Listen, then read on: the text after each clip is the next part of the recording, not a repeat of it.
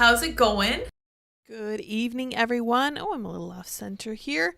How's everyone doing this evening? I am tired because we had an adventure last night. This is what we were doing last night, starting at about 2 a.m. when we came home from Miami. Andy had an appointment in Miami, and then he skated at a skate park that was open till super late. We didn't come home till late, sat down for a minute. He took Dot out for a walk. Somewhere along the course of this walk, she found something tasty to nibble on. Let me just redo this little tag that I put with this picture of her. Keep Dot in your thoughts. During the course of sampling the many delectable and mysterious amphibians found in Florida, she managed to work herself into an overnight stay at the vet. Although based on this proof of life picture, she's going to be just fine. So she looks so tiny and so dejected here, but she was already a little bit on the mend, and she's back home. She's not 100% yet, but she is doing a lot better. And I don't know if you guys have seen that video of that little dog with his legs shaved. He's a really poofy dog, and he looks so uncomfortable and bewildered with his shaved legs. And I finally figured out that they shaved his legs so that they could give him IVs, because it's exactly what they did to Dot. She has 2 shaved front legs, and she looks hilarious. Very, very cute. We're actually kind of happy she's subdued because she's not fighting with the cat right now anymore. which is awesome because that's one of her favorite hobbies, is annoying Dip until he attacks her back, and then they just spar for like 20 minutes at a time. They're honestly rather exhausting, but they have a good time together, so I won't give them a hard time. Anyway, she's back. It only cost like a couple of fingers instead of an arm and a leg. Wasn't too big a deal. Thankfully, it was payday, so we were set to go. No worries on that front. And I don't know anybody who wouldn't go all the way out of their way to make sure that their pet is very well taken care of. So here we are. We love them like family.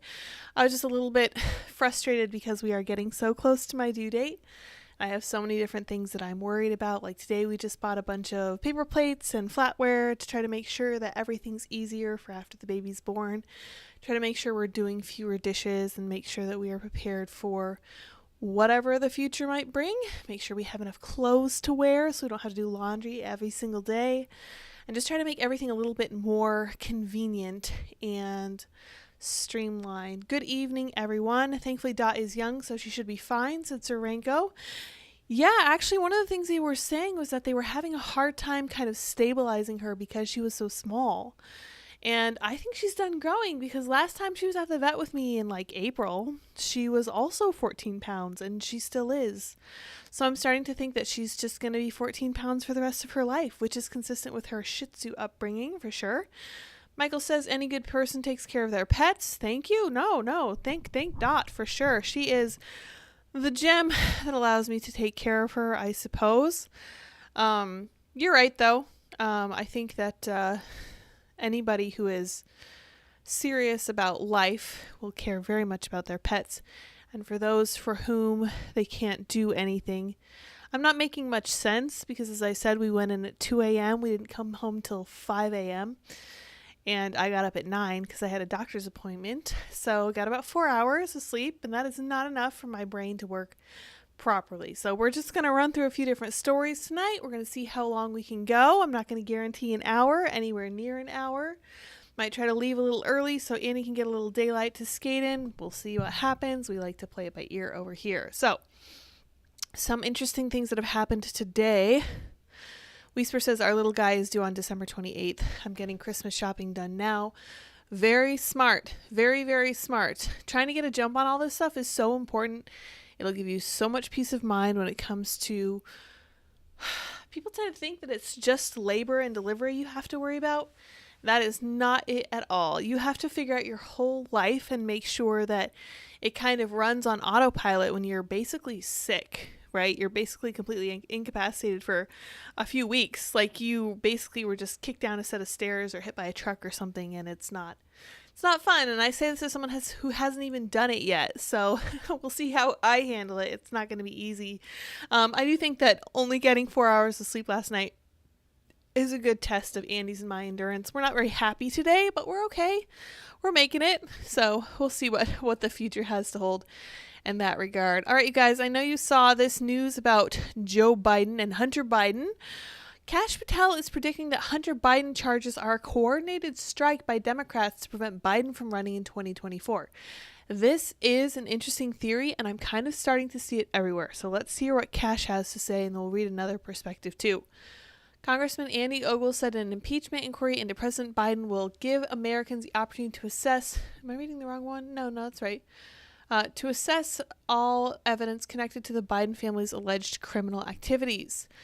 The House Freedom Caucus member says we're going to lay bare for the American people the facts and then they can decide for themselves.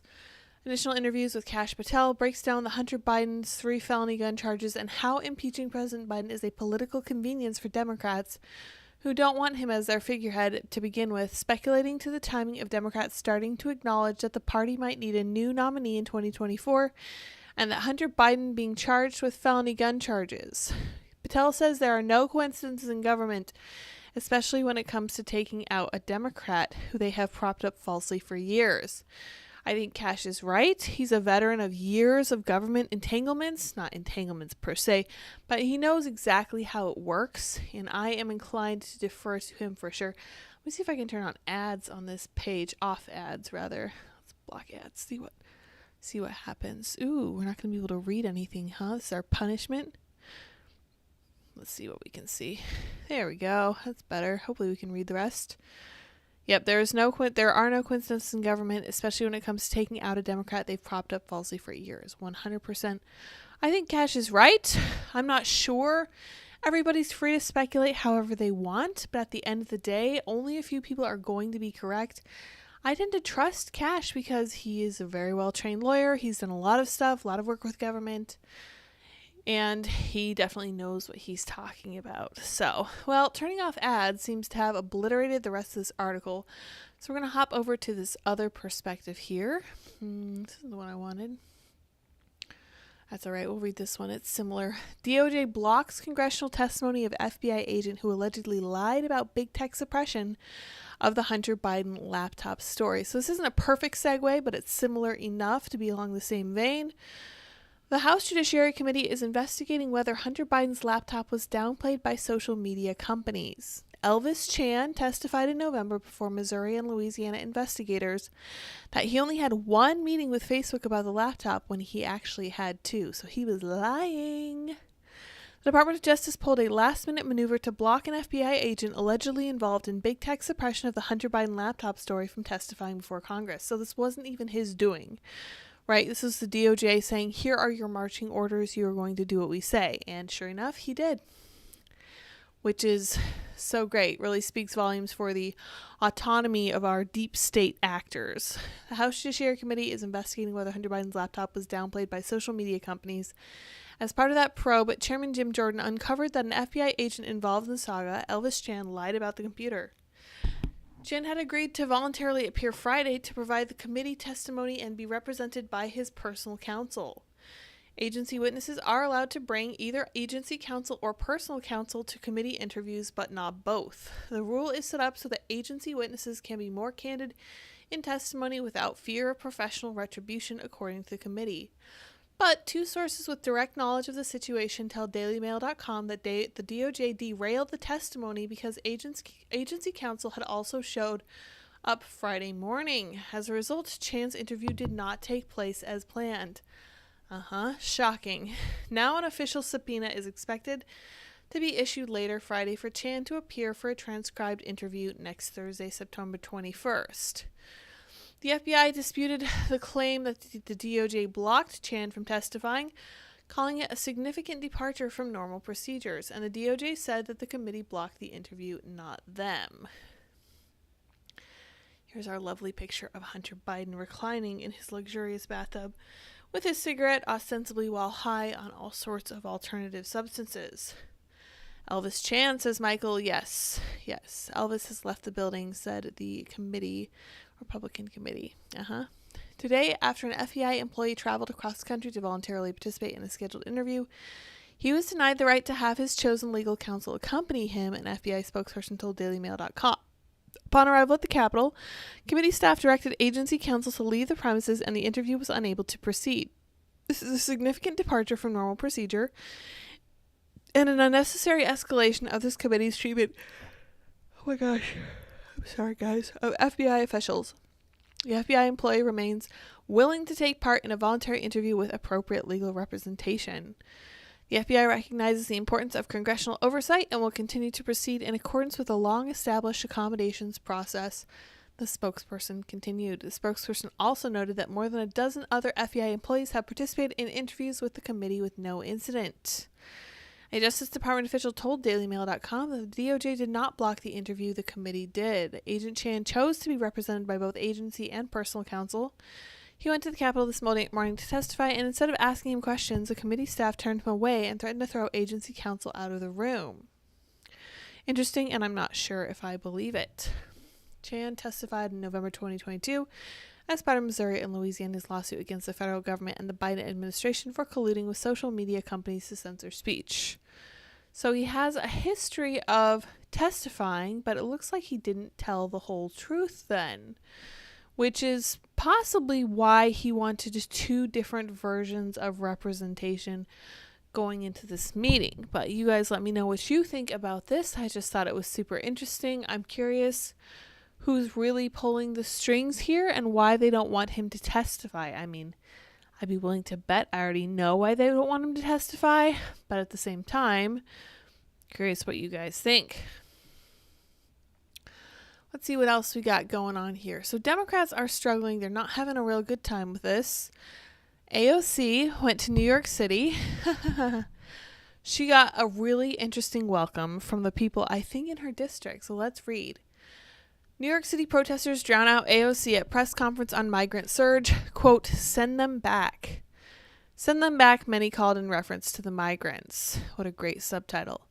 Protesters in New York City loudly demonstrated at a press conference in which New York City Democratic Representative Alexandria Ocasio-Cortez appeared to address the migrant surge at the Big Apple, with many repetitively demanding the repatriation of the new arrivals. New York City, a sanctuary city, has struggled to contend with the arrival of tens of thousands of illegal migrants. Almost said Democrats there, pardon me, slip of the tongue. Some of whom Texas Republican Governor Greg Abbott has bussed there to highlight the Biden administration's lax approach to border enforcement. And again, I have to emphasize that I think that this particular tactic was completely genius. I believe it was DeSantis who first bussed the people up to Martha's Vineyard, the immigrants from Florida who just went straight up to the heart of blue country and were immediately met with severe panic and dismay from all these compassionate Democrats who had all these silly signs in their yard talking about how much they loved everyone and how everyone was welcome and how inclusive they were, right up until it came down to it, and they were asked to actually stand by their own words, and they did not like that. So I lost Dotch. I thought she was over here beside me, but she must have gone with Andy just as well. More than 6 million migrants have illegally entered the country under the Biden administration. New York City Mayor Eric Adams has largely blamed both the federal government and the Texas governor for the situation, and has warned that this issue will destroy New York City, and that's crazy. So personally, I'm glad he said that. I'm glad that people are starting to notice it, and I don't think it's fair of Eric Adams to blame Governor Greg Abbott, because he wouldn't even have these people in his state to begin with if the federal government had chosen to maintain closed borders to the south. He would have had nothing to work with. He would have had no one to smack New York City over the head with. But here we are. He did have illegal migrants. He needed to send them somewhere else. They're being inundated with thousands, tens of thousands of migrants a day. They have nowhere to put them. They have nothing to do with them. Yeah. Michael says, stop sending them to the issues our dollars goes to. So they're in the country anyway. We could put a stop to that, except that when Arizona and New Mexico have both attempted to, or Arizona and Texas have both attempted to do that, the Biden administration has gone to legal warfare with them, and it's insane to watch. Texas had a floating river barrier that involved, I think, saw blades to prevent people from trying to swim across. And everyone was freaking out about it, how inhumane it was, supposedly. And the Biden administration successfully sued to have that removed by the state of Texas. And they won, like I said. So they really want these migrants here in the United States. They want them in New York City based on what's happening now. And they want them in Martha's Vineyard, and they want them in Chicago, and nobody cares about any of that. And I'm not entirely sure why not. I don't know why they think that we need to have open borders. It feels to me like they want to actually destroy the country. But could be wrong. That's just my overarching feeling. Whisper says the Tucson sector is crazy right now. I'm sure it is. I'm sure the majority of southern Arizona is extremely insane right now, which isn't fair to the people who have to live there. These people have enough to handle already. They're just trying to live their lives. We all know how bad the economy is. We know how expensive gas is. And here we are putting people under even more pressure by putting them face to face with extreme crime and extreme poverty from these people. And hardworking American citizens are also getting to watch all of their money go to these organizations that are helping illegal immigrants, which has got to be incredibly frustrating while you're watching your savings dwindle, while you're paying $3 more a gallon at the pump every single time you go. It's just discouraging and disturbing, and it's a recipe for civil unrest, and we'll see where we go from here. Simon Ateba tweeted, New York protesters tell AOC to send back migrants who entered the United States illegally, chanting, send them back, send them back. Let's see if we can hear this.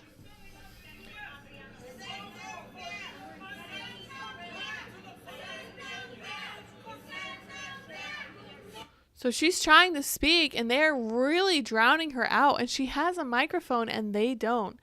And that's crazy to me. You love to see it. But honestly, these people voted for this. I got to be honest. And it's hard to feel sympathetic. And I've said in the past, I don't think that you should be vindictive just because someone doesn't agree with you politically. But at the same time, it's hard to watch people getting all worked up about the results of policies that they voted for. Martin says, greetings, my excellent friends. Greetings, Martin. Close the freaking border, others shouted over Democratic New York Representative Jerry Nadler. Let's see what that looks like. The supplemental budget to give additional resources to New York and other cities welcoming migrants. Unfortunately, House Republicans seem set on defunding the Department of Homeland Security. So he's being interrupted from ranting about those incalcitrant Republicans. Recalcitrant? I don't know. It doesn't matter. I'm just making up words at this point.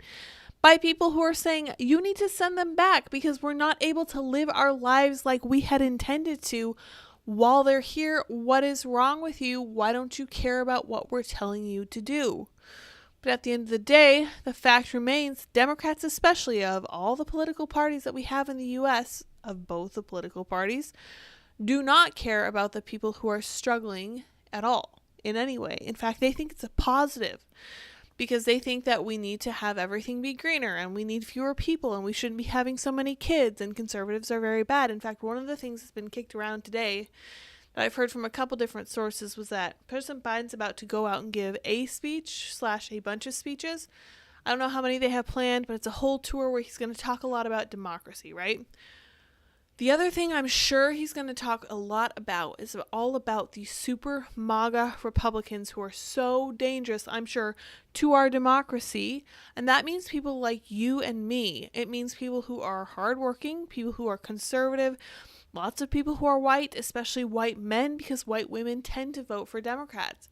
And I find that just heinous. As far as I'm concerned, if Joe Biden were trying to actively foment a civil war, he could not be doing anything more on point. Now, Marjorie Taylor Greene actually recently came out and was talking about a national divorce. She's talking about how she doesn't want this division. She doesn't think it's a positive thing, but she also doesn't think it's going to be violent. She just thinks that Republicans need to have a safe place where they can go and their lives aren't going to be ruined. They're not going to be shut down, all this other stuff. And I think that she's right. As one of the things I've been saying, in fact, I was telling Andy this yesterday, I'm perfectly happy with having a great sort where Republicans go live with other Republicans and Democrats go live with other Democrats. But we know why this won't work. It's because Democrat-run cities and Democrat-run areas are garbage heaps. They're flaming dumpster fires. And they don't seem to know how to fix their own problems because they just keep voting for mayors like Brandon Johnson in Chicago. They just keep voting for people like Eric Adams, and they see no issue with the party they vote for. They see the problems every single day, and it never changes their minds. And it's very hard to explain why, but this actually drives people out of places like Chicago and out of New York City down to places like Florida where they respect freedom much more. And then those people get here, and I have this sense that what happened in Colorado, and we are going to talk about Colorado, don't worry, what is happening in Colorado, what is continuing to happen there is exactly what's going to happen in Florida. And that terrifies me because I saw what happened in Colorado. It was awful. Let's skip over to that now because I found this article super interesting. This is about the absolute state of Denver at this point, which I commonly refer to as the San Francisco of the Rockies. Denver homeless camp has decked out open-air bar that also rents out tents for prostitution. That sounds like San Francisco on steroids. This is a next step up. This is beyond the pale. A pop-up bar has been set up in Denver on sidewalk at 23rd and Champa Streets, with the city's growing homeless population has turned into an encampment. It features lounge chairs and umbrellas, and one of the tents looks to have been transformed into a street-side bar with reports of alcohol being sold. The camp has been decorated with couches, rugs, and tables, and dozens of liquor bottles have been proudly put on display because no one is holding these people accountable. No one really seems to care. They've handed over their city to these homeless vagrants, and the quality of life can't be good in Denver. Not that that's bringing the cost of living down there, but it can't be pleasant to live there. People are leaving San Francisco for a reason, and I'm sure they will be leaving Denver for the same reason. This is crazy to me. I mean, it shouldn't be. We're also going to talk about the tent cities up in the Pacific Northwest, because that's wild too. The camp's been decorated with couches. Look at this. This is insane. I guess at least it looks nice and neat, right? The camp's been decorated with couches, rugs, tables. Dozens of liquor bottles have been proudly put on display. Denver police are investigating it following numerous complaints. The encampment has been blocking the sidewalk and is being used for prostitution. Yeah, no kidding. What would you expect? The pop-up tavern has been set up on the sidewalk at 23rd and Champa. Well, the city's growing homeless population has turned into an encampment. So this is why I love Denver, right? So if you look at this picture of Denver, don't look at the homeless camp. Look at the background. It's just so beautiful. The mountains are gorgeous. The air is dry. It's clear. The pollution's very low. There's a lot of sun. It's a neat place to be. Colorado's a really cool state, and it's the standard by which I judge pretty much all other states at this point. But this state of affairs is so incredibly sad to me. Aniki says, imagine having a brothel tent / bar outside your door. Quaint? Yeah, for sure. Definitely quaint is the word that I would use to describe that. We're hearing there was an open bar, sales of alcohol, things like that. Denver Police Patrol Division Chief Aaron Sanchez told CBS Colorado, we have officers looking into it. He surveyed the camp on Monday alongside other officers and city officials. They saw a collection of liquor bottles on display on dressers and bookcases. A large number of complaints have been made by pedestrians who say they have been forced to walk in the road. Yeah, well, that's the other thing. They don't care about pedestrians. They don't care about bikers. They don't care about anything except themselves and running their little business, running their little prostitution ring because they can. And why shouldn't they? He added that there have been complaints about couches and tents inside the encampment being rented out for prostitution, and authorities are looking into that. And what's going to come of this, Colorado? Absolutely nothing. Absolutely nothing. Megan Shea, an executive at homeless aid group Step Denver, has been driving past the encampment every morning on her way to work and noticed the makeshift bar. She said serving alcohol to vulnerable people who worsens the city's homeless issue, and pointed to a report which shows over 80% of homeless people have experienced lifetime alcohol or drug problems. Shea added that the report on street mortality showed drugs and alcohol caused 60% of homeless deaths in 2022. Yeah, that's something worth knowing. If you have a little bar pop up beside your house, that's crazy to me. Everybody Smile says, I heard Denver smells like urine. That is probably broadly correct at this point, although this is specifically targeted in certain parts of the city still at this point. Some parts of Denver are still beautiful, still expensive for a reason. So let's look at tent cities in, I think it's Washington, possibly Oregon. Let's see what we can find. Because I saw something about it go by. Yeah, here it is. Can licensed tent villages ease California's homelessness epidemic? This nonprofit thinks so. What do you guys think? Organized tent cities. You think that's going to help with the homelessness issue? The rows of white canvas cabin tents newly erected in an out-of-the-way quarter of Culver City along the banks of Ballona Creek have the ambience of a army field base. Miles to the east of South Los Angeles, more modest camping tents like the one might buy at sporting goods stores line the parking lot of the shuttered Lincoln Theater, evoking something more like a Boy Scout jamboree. Though dissimilar in style, the two tent villages have a common purpose. They're the easiest step from the deprivation and hazards of the street to a place where meals are served 3 times daily and guards are on duty around the clock. This is crazy to me. Andy says Denver was such a great city before it was ruined. It was. It absolutely was. And then we legalized a whole bunch of drugs and we made magic mushrooms cool. And then this happened. And I'm not saying they're directly correlated, but I do not like how closely these two things go together because something similar happened in California too. The camps are managed by Urban Alchemy, the San Francisco-based nonprofit that's rapidly grown into a multi-million-dollar street service enterprise that embodies an elastic philosophy of shelter. Urban Alchemy calls them safe sleep villages. Empathy is one of the several supportive words, including respect and integrity, posted around the Urban Alchemy homeless site. This sounds like a hippie undertaking if I've ever heard of one. An extra comment for the YouTube algorithm. Thank you, Silvermine. I appreciate that. Any Key says, list of places I wanted to visit getting shorter by the day. I think you should still go to Denver. Don't go downtown. You can go to the aquarium. You can go to the botanical gardens. It's a fun, neat, upbeat, beautiful city, and I would not let the homeless people scare you away. It's not quite to the point of San Francisco.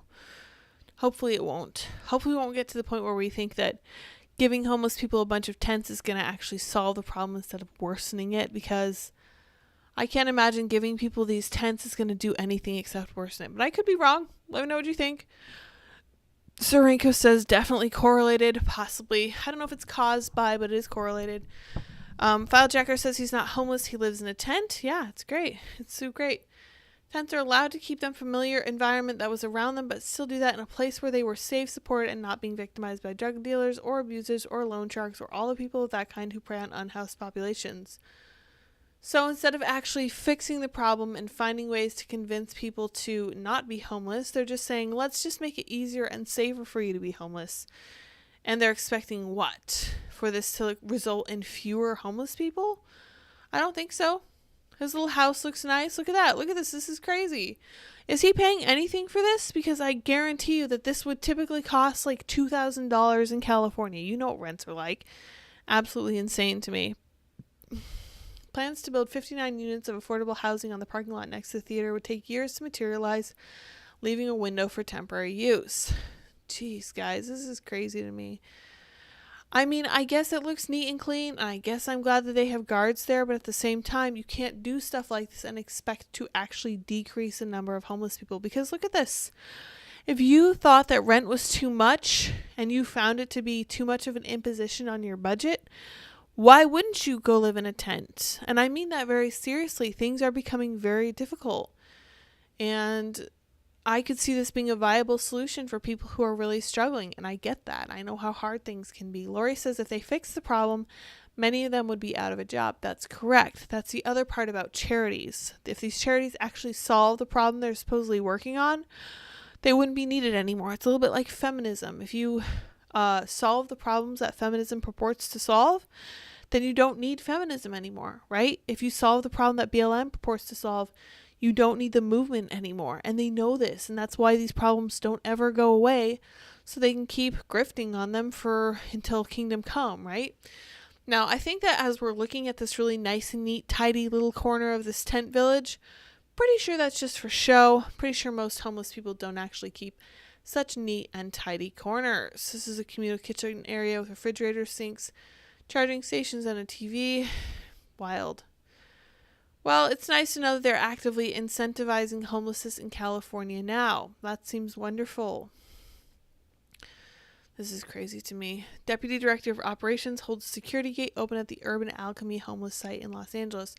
The other part, too, is that if you decided to live in a tent city like this, I can imagine that it would quickly become very tyrannical in some regards. You would not be able to do what you wanted to do. You wouldn't be able to come and go as you please. It might end up feeling like an open air prison to you if you weren't following all their rules. So, it's tough. And I also know that with halfway houses especially, people would go in and then they'd be unwilling to comply with the rules. So they would end up leaving, even though they had the opportunity to have a warm meal and they had the chance to buy cigarettes if they wanted to. They still would have to have a job. They'd have to be working on themselves. They couldn't be drinking in most cases. They couldn't be doing the drugs that they so love, but that just led to them leaving and they just didn't stick around. And so that's not really a viable solution because you can't change what people want. And I don't know how to solve the problem of homelessness. I don't think anybody does. But I do think that incentivizing it is definitely going to make it worse instead of actually making it better for everyone. So, who knows? All right, guys. I tagged the show on X. I put one of my vids in my homeless life in the comments. It's not as cool and as glamorous as this. Absolutely not. Yeah, thanks for that note, Wake Up Waverly. I have cash to run a licensed business, but also a pit bull and can't get anyone to rent to me. Some of us are not junkie freeloaders. Yeah, you will have to work very hard to find a renter who will rent to a pit bull owner because of their record of violence, especially against small children, old people, and females. And I'm not saying that's a good thing, but It's just the way it is, unfortunately. Now, this is something super interesting. I'm going to switch gears a little bit here when we talk about the culture. So, Dove Fat Acceptance Ambassador Zayana Bryant, who ruined a student's life over a misheard statement at a BLM protest, melts down and calls cops over polite interview requests. This is crazy. So, for backstory, Dove has hired a fat acceptance ambassador, and she is a big girl. But not only is she a big girl, she also went out of her way to ruin the life of a white student over absolutely nothing, for no reason whatsoever. This girl had done nothing to her. She still did everything in her power and ultimately called down a social media mob on this girl and ruined her life. This girl is now suing the school where this happened. We'll look at that here in a minute, but let's read this first. DailyMail.com visited community organizer and UVA student Zayana Bryant on Friday to request an interview in the wake of the Dove boycott. But her manager, Sean Lawson, quickly got in touch to say they couldn't comment. Zayana feels threatened right now. This is now about her security.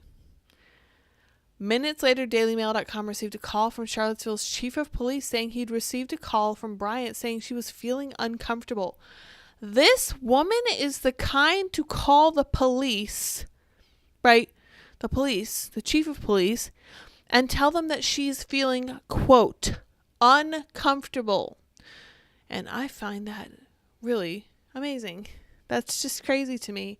So she was about to be asked questions about this whole story, about how there's now a boycott against Dove because of her being one of their ambassadors after what she did to this white woman for no reason. I promise we will get to the backstory. Someone commented that this is a complicated story. It is a little bit. There are multiple layers. This is a horrible human being. This is someone who's very manipulative. But let's read a little bit more. Following a call and pleasant conversation with a woman claiming to be her sister, explaining we were simply wanting to ask if Bryant would speak at the Führer, contact details were exchanged.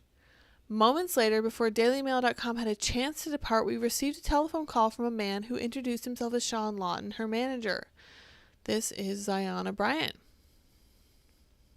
She's very large. She's easily 350 to 400 pounds. That's unbelievably unhealthy. Here's a tweet. After hearing that Dove Beauty chose Zayana Bryant, who ruined Morgan Bettinger's life, for their fat acceptance ambassador, this lifelong large lady and now former Dove customer tossed out the last 3 bars of Dove products she will ever buy. I have written to Unilever too. Good for her. I think that these kinds of boycotts are super performative, but I understand wanting to make a point. I'm done with this brand. I'm over it. We're done. Never buying from them again. It's true that she already bought them, but they're just her last 3, and I fully believe her when she says, I'm never going to buy any more again. Sarenko says she's only 22. Yeah, she's only 22 years old. Absolutely insane. So here we have this story. Dove boycotted for hire of plus-size BLM activist who ruined student's life. Is this Dove's Bud Light moment? Brand hires plus-size BLM activist. Yeah. Anyway, her manager said Zayana feels threatened right now. This is now about her security. Dove's decisions to hire the controversial Bryant as a fat acceptance ambassador has seen thousands take to social media calling for a boycott of their products in what's been billed their Bud Light moment, a reference to the beer's disastrous partnership with Dylan Mulvaney. I hope they're right. Speaking on Friday, Bryant's manager said the biggest concern right now is about her security and her safety. Oh, my heart bleeds for her after she ruined this poor woman's life. That means this has now fallen into the domain of a legal matter, which means we are unable to offer any comment at this time. When asked what he meant by a legal matter, he said, it means I'm unable to offer comment at the advice of legal. And revealing that his client was holed up in her Charlottesville home, Lawton added, are you in a gray SUV? She can see you from her window. This is weird. This is such a weird story. And here is End Wokeness saying Zayana Bryant ruined a white girl's life over a non-existent remark.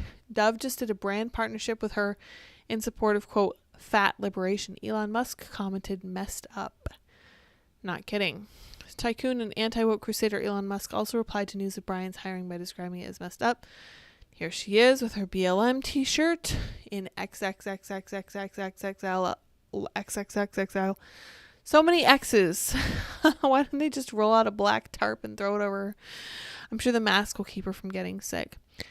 Within 20 minutes of his call, DailyMail.com received a second phone call, this time from Charlottesville's Chief of Police, Mike Kokas. He explained he'd received a call from Bryant saying she was feeling uncomfortable and wanting to get ahead of any situation. What exactly did he think she thought was going to happen? He described the family as good people and stated he's not aware of any actual threats having been made to Bryant at this time. Yes, so you know there's nothing. Absolutely nothing that she's talking to you about. She just feels uncomfortable. So she thinks it's her prerogative as a BLM activist, as an anti-cop freak, to talk to the police when someone's making her feel uncomfortable. I could not embody more disdain for this woman. And I know she's young, and I don't care. I was an adult when I was 22 years old. Everyone is 18, 21. We're adults. We know what we're doing, theoretically. In stark contrast, Bettinger, 24, was the target of myriad threats from an ill-informed online mob fueled by Bryant's claims that she'd heard the student threaten to turn protesters in Charlottesville into speed bumps when she accidentally drove into a group protesting the death of George Floyd in 2020. Bryant tweeted Bettinger's image and said, "This woman in this truck approached protesters in Charlottesville and told us we would make good speed bumps. She then called the police and started crying, saying we were attacking her. None of this is true." The claims, which Bryant later admitted may not have been true, were retweeted 1,000 times and a torrent of dream-destroying hate poured down on Bettinger, the daughter of a police officer. That can't have helped her case in Bryant's eyes. Yeah, so video evidence does not show the moment Bettinger made the comment, but does show the aftermath, protesters banging on her car, yelling obscenities at her, and making fun of her for crying as she called her mother and the police. You would be terrified too if you were in this position. Anybody would be. In the summer of 2020 was not a good time to be driving alone through a crowd of people. Furious conservatives have begun boycotting Dove after the soap brand hired the notorious BLM activist after she destroyed a white student's life over a remark she later admitted she might have misheard. From my understanding, she actually heard it secondhand, so she didn't even hear it herself. Carol Thorpe from Charlottesville shared a snap of 3 bars of Dove soap tossed in the trash. Right, this we know. Sharing her horror at the news of Bryant's glitzy Dove gig, Thorpe wrote, "After hearing the Dove beauty chose Ziona Bryant, who ruined Morgan Bettinger's life, blah, blah, blah." We read that too. Scores of others angry users on X, formerly known as Twitter, also vowed to stop buying Dove products in protest of the campaign, which the 22-year-old Bryant has been pushing on Instagram. So, this is just pure, sheer evil. And I am so grossed out that this gigantic black girl is wasting police time because she, direct quote, feels uncomfortable. That makes me mad. Nothing to offer the world but anger, says Annie Key. That's for sure. Dove is more of a women's soap, right? I don't know if it's going to get the Bud Light treatment, says Serengo. That's correct. It is a woman's treatment. But Target, it is a woman's oriented brand, but Target was also a ladies thing. And enough women stood up and said, you know what? That's not good. That they actually learned something of a lesson. Now, was it enough? I don't know. Maybe. Maybe not. But we'll see. They did lose a lot of value. Their share value was down significantly from month to month. And they took note of it, which was interesting. Wake Up Waverly says early onset diabetes. Yes, 100%. The other thing to know about Dove is that they are owned by a company that also owns Ben & Jerry's. And somebody was pointing out on Twitter earlier today that when you have a very large person, they're going to use a great deal of soap. And I quickly rejoined that this is the company that also makes all of this ice cream. And somebody else asked, do they make any diet foods? They don't. They make mayonnaise. They make ice cream. They make a lot of desserts. And they make soap. I keep thinking Dot's underfoot, but she's not. I'm hallucinating. Don't have enough sleep, that's for sure. But yeah, I just thought it was super interesting. Now, Unilever is a huge brand. So it's likely that targeting Dove isn't actually going to make that big a difference. But it might. I certainly will never buy them again. I have not in a really long time. I buy Olay when I buy bar soap, but let me see who Olay is owned by, because I'm curious now. A lot of these really big companies own a vast majority of the smaller companies we know and love. Who owns Olay? Procter & Gamble. Okay, that's good at least. As far as I know, Procter & Gamble hasn't done anything bad. There's still plenty of time left, I guess. But yeah, not interested in buying anything from Unilever ever. And I try to avoid their mayonnaise. Try to avoid all their stuff. It's just, I'm sick of it. I'm so sick of it. I'm sick of all this stuff. Yeah, it's absolutely nonsense, but who knows? Anyway, I'm glad there's been a reaction to Ziona Bryant. I hope there's more. I hope they get rid of her, but they won't, just like they decided not to get rid of Mr. Mulvaney. Because they have to. They feel like they have to. They have to do it for DEI and inclusion and everything. Whisper says, I just learned the Honest Company was founded by Jessica Alba. Jessica Alba is an interesting person because she, you know what? I want to read this before we go. This will be the last thing we do. Can't believe we made it this long. Thanks for sticking with me, guys. I know I'm tired. One of the things that is interesting about Jessica Alba, and I noticed this with Lindsay Lohan too, after she had her son and got married very privately, and some of these other ladies like Rihanna, who just had her second child in like a year and a half, which is honestly impressive, is that these women are starting to notice that doing feminine things is actually really good for them, makes them feel very complete and wholesome, and they love their families and they love being moms. And Jessica Alba is basically retired as an actress. Everybody thought she was very, very beautiful when she was younger. Obviously she was. Obviously she's still lovely. But she's also raising her family. And she is doing positive things in the world. And she's running a couple different companies with her husband. I think that's awesome. I think it's wonderful. And some naysayer came at me and they were like, oh, well, she has managers to do all this stuff for her. And I'm like, I don't care. She wants to run a business. Fine, get people to help you. I think that's great. If you're going to employ people, I think that's even better. I love the idea of employing people to help you achieve your dreams. But I just don't know, man. It's nonsense. Let's read this last article from the Federalist. This is a really good one, and I'm excited to get into it because this is speaking to what I was just talking about how women are finding purpose in being moms and having families, and this is a trend I can really get behind. So here's the title. Enough with our horrible media boosting women who publicly regret their children's existence. That's a spicy headline, and I'm excited to talk about it. It causes nothing but pain to children for parents who air their dirty diapers, air laundry. I never know how to read ER. I think it's like but I also think that it might just be I just have no idea. Bear with me here. I can't read. I can barely say any words at all. There's a disgusting genre in our rabidly pro-abortion media that's intensified since the Supreme Court struck down federal prohibitions on laws protecting an unborn baby's right to live. It involves finding some sad, stressed mother whose child escaped the abortionist pincers and getting her to tell the internet that she wishes that inconvenient, needy, Play-Doh chucking toddler did not exist, or at least that her life would be a whole lot easier without them. It's a clear ploy on the media's part to convince readers. See, these things, these messy children, is what happens when you don't let women get abortions. None of the parties involved seem to care that those sticky-fingered toddlers will someday be teenagers with internet access, able to see every word their parents griped about them. And that is something I think about often, very often. And I think this too, there was an article from a feminist that came out maybe a week ago, and she was talking about how being a mother made her realize that her body would never be hers or something.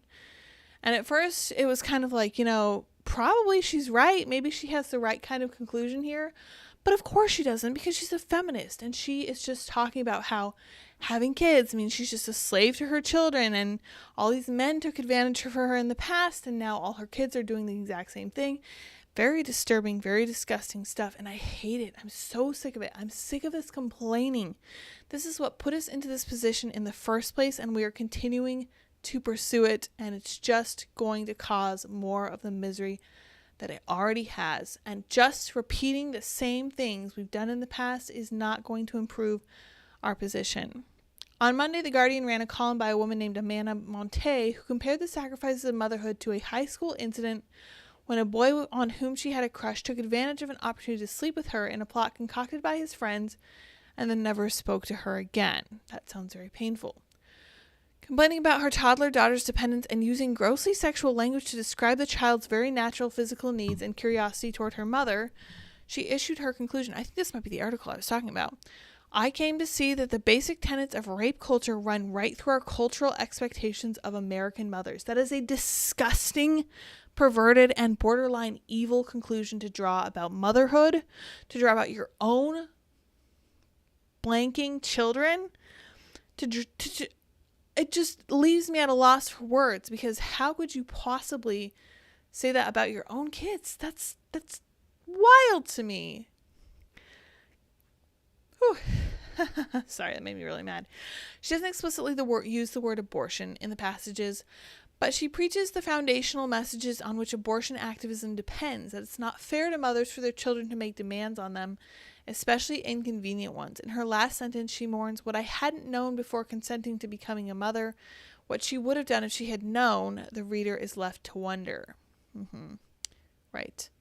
A month earlier, the Washington Post dropped a nearly 6,000-word feature about Brooke and Billy High and their twin toddlers, coldly titled "An Abortion Ban Made Them Teen Parents. This is Life 2 years later." It followed an earlier article from the Post about the family, which thoroughly documented Brooke's attempt to get an abortion. "This Texas teen wanted an abortion. She now has twins," the headline said. I remember, I think, seeing that one. I think it was from a few months before, where I was like, wow, you mean to tell me that getting rid of abortion saved lives? That's crazy. Wow. And it was not abortion that made these people teen parents. It was the procreative act that they engaged with consensually together. That is what made them teen parents, and also, of course, their age in doing so. It wasn't abortion, the lack of abortion, that did that to them. Absolutely nauseating.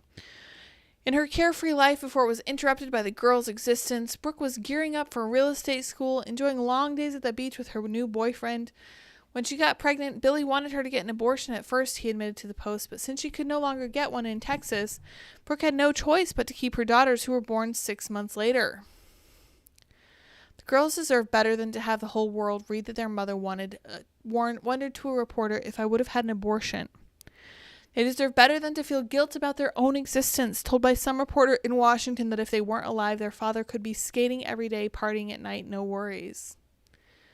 They don't deserve to have their parents' discussions of divorce publicly displayed in a national newspaper, but the editors of the Post don't care, because the moments when the twins' parents find them inconvenient are helpful to the outlet's favorite narrative. To Brooke and Billy's credit, they're trying to make things work with no help from the Washington Post. That is disgusting to me. This is the nature of the mainstream media. When Michael Malice says, no matter how much you think you hate the mainstream press, you do not hate them enough. And my retort to that is that if I hated them anymore, I would be on even more federal watch lists than I am now. She was not... There are plenty of other examples, and many of the headlines follow a similar pattern. She was not ready for children. A judge wouldn't let her have an abortion, reads one from the New York Times Magazine. The author writes about a woman named Giselle, a mother of twins, who tried to obtain an abortion as a minor without parental consent in Texas. The story records her pro-con list for the decision. Cons: killing something growing inside of me. Guilt: constant guilt from others. Pro: continuing life without being pushed back. Freedom. Okay, yeah, the cons are pretty freaking big, wouldn't you say? Constant guilt and guilt from others. Not guilt from others. That's societal understanding that what you did was wrong, which is something that you just said you know for yourself. So having it reinforced by the other people around you, not a bad thing. Once the court denied her attempt and she had the babies, her frustrations with raising them are described in words that are haunting to read as a stranger, let alone as in the unwanted children. This just makes me sad. Sometimes she was haunted by the images of smothering them with a pillow or chucking them across the room. It ends with Giselle undecided about whether to keep custody of her children or let a friend's parents raise them. If you are envisioning smothering your child or chucking them across the room, it's possible that you have a really bad case of postpartum depression. This is one of those things that affects women as their hormones recover from being pregnant. Because after you're pregnant, And after you deliver, your hormones spike really, really, really big with oxytocin, all this other stuff, and then they crash. And then you are kind of in a tough position because when your hormones crash, you're not in, like, it affects everything. It affects your mood. It affects just, when my hormones get wild and crazy, I get really sweaty. It's really annoying, and there's nothing you can do about it. You just sit there and you feel miserable while your body works through whatever it is you're working through. Really frustrating. But I think that envisioning getting rid of your children after they're born physically could be a symptom of postpartum depression that she was probably never educated in. And I have to say, I wish that Texas were better about offering these pro-life crisis pregnancy centers like my mom used to volunteer for. It ends with Giselle undecided about whether to keep custody. Media outlets exploit these family stories to evidence an agenda that supports, to evince an agenda that suggests a child's value is linked to how much his parents want him, or whether his existence provides enough happiness to outweigh the sacrifices life requires. They are hoping, even goading the struggling parents to communicate, as troubled actress Lena Dunham put bluntly, "I still haven't had an abortion, but I wish I had." Some women cut out the middleman and write the articles themselves. In 2021, Merritt Tierce wrestled in the New York Times Magazine about the abortion I didn't have. "I didn't abort the pregnancy I didn't plan, but I did have to abort the life I imagined for myself," wrote Tierce, who has since become a pro-abortion activist. She admits that she's afraid of the effect on her son of this idea that working for access to abortion is so important to me because it's exactly what I didn't have when I was pregnant with him. But that fear doesn't stop her from publicly recounting in great detail just how much his existence threw off her life. Soul-crushing. She also admits later to having 2 abortions after the birth of her son and his younger sister, and says she doesn't regret them. "I have strong and loving relationships with both my children now, in large part because I didn't have those other children," she writes. Can you imagine hearing from your mother, "My relationship with you is better because I killed your siblings"?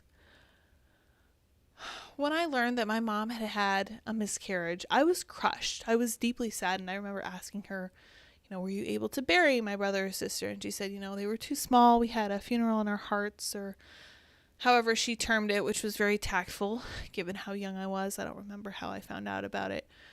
But it was very disturbing to me, and that was none of her fault. Not at all. It's very, very possible to miscarry if your blood type doesn't sync up perfectly with your partner's. There are lots of different reasons women miscarry. It is a very natural thing. It has nothing to do with abortion. But that alone saddened me enough. And I can imagine being a child and hearing my mother say, "I had abortions where you would have had 2 siblings. Instead, you have nothing. You have 1 sibling and a bunch of loneliness and kind of boredom where you would have had some really fun and interesting times with your siblings," right? Another woman, all the way back in 2003, wrote in Elle magazine about her process of coming to a decision to abort her second child, largely because her first had taken such a mental, practical, and financial toll. "It was getting difficult to go out of the home with one.